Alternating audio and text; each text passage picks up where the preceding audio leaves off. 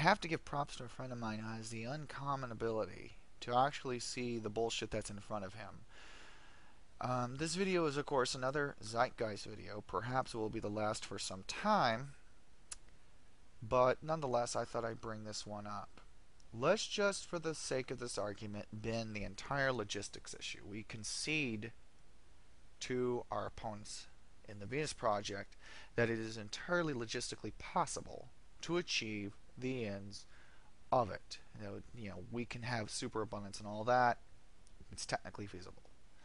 Okay, with that in mind, we have to understand that within the literature of the Venus Project, it is claimed that this is a peaceful movement, that it adheres to the non-aggression principle. This is according to the host of V Radio, who supposedly talks to Jacques and Peter and Roxanne on a regular basis.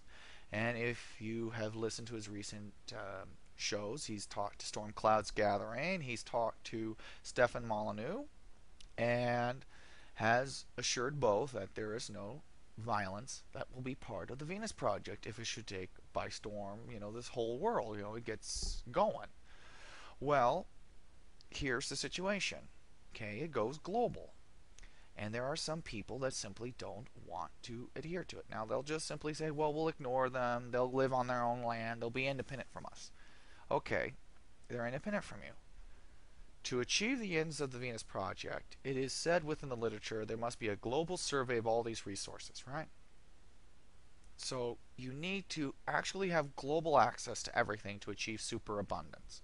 This is essentially what they're saying in the literature. We don't need to go over the details of exactly how much of the globe they really need. Let's just say for the condition it's an all or nothing exercise to achieve these ends, especially of particular kinds of ends, like, I don't know, food, or industries that require certain kinds of metal, like Colton steel comes to mind from, I think, the interview with Storm Clouds Gathering.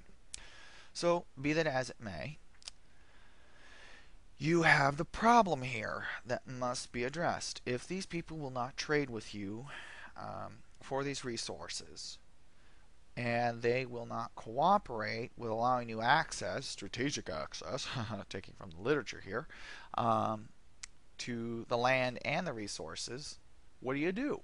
I mean, really, you can't adhere to the non-aggression principle on one hand and have your logistical reality achieved here if we go by the preconditions of the Venus Project, which is global survey of resources, which implies all resources must be held in common for this system to work. Just period, end of story, flat out. So that means that we must then address the ethical consideration of the Venus Project, which has a contradiction here. If we consider this from the rule utilitarianism perspective, the principle of universal benevolence of John Bentham, which is the foundation of also rule utilitarianism, says that we adhere to then the non-aggression principle in this context because it maximizes the good in the world. At the same time that we should, in theory, according to utilitarianism, also try to maximize the good in the world with respect to the logistical application of the Venus Project.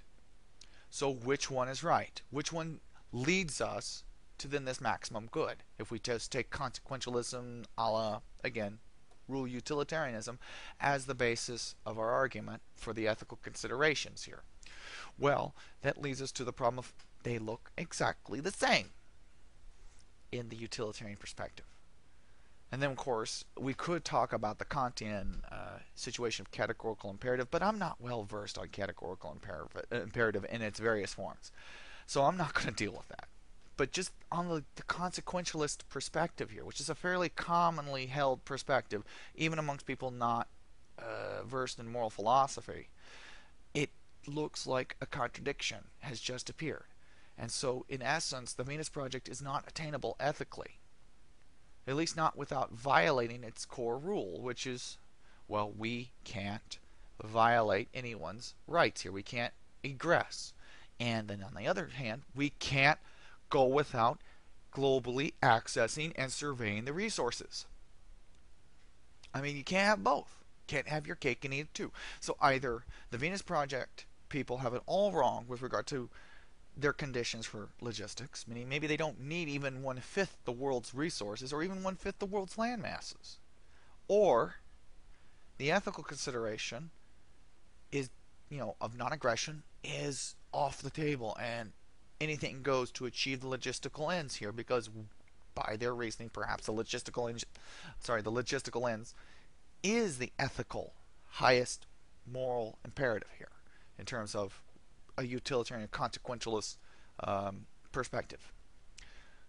Well, I think that's kind of the situation here.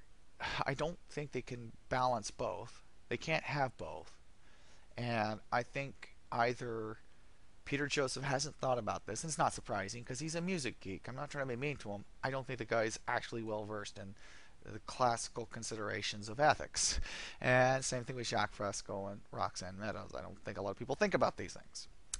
So, at the end of the day, either you're going to see those three folks, kind of the trinity of the Venus Project, pull a Moses and change the rules of what is defined as non-aggression and what is defined as aggression, coming up with the Ten Commandments kind of situation here.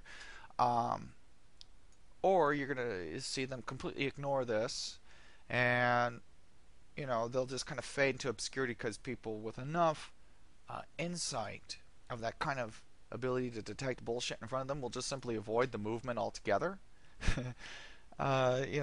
Essentially, either the movement will split or it will fade into obscurity because it can't keep its bullshit straight. And I think that's really the issue here.